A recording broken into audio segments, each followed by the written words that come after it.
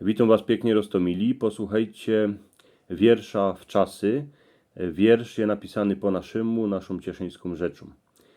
Choć miała Hanka z Józefem przy chałupie stawy alasy, zachciało się im lato zjechać kansikej na wczasy.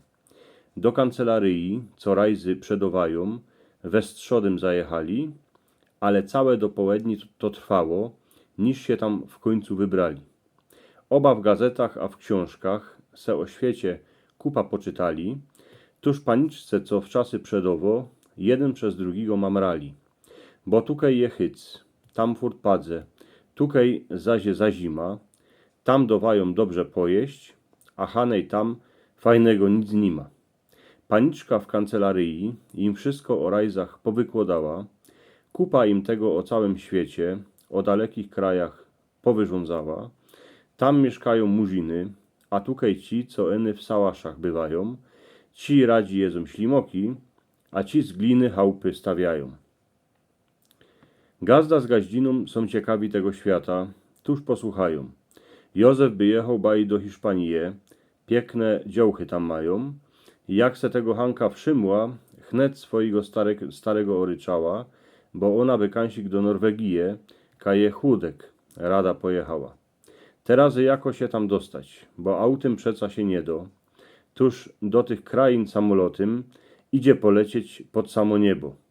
Ale Hanka prawi, że o lotaniu we chmurach nie chce ani słyszeć, szyfem albo autobusem. To możemy coś ich więcej pomyśleć.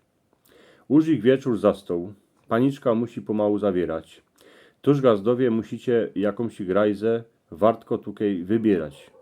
Zebrali się do chałupy, ulotki, szpargoły, a foldery, będą szpekulować, a myśleć o tych czasach przy niedzieli. Cały dzień w chałupie był krawal. Jeden przez drugiego rządzili. O Grecyję, a o Hawaje się obo na koniec powadzili, a jeszcze kto mogowieć, a krowy przychodzać odbywać, bo przeca kogoś obcego by trzeba było puścić do chlywa. Poszli se każdy w swoją stronę. Hanka na miedzę, Józef nad wodę, ona kwiotki zieliny woniała, on się dziwał na szumny stowek.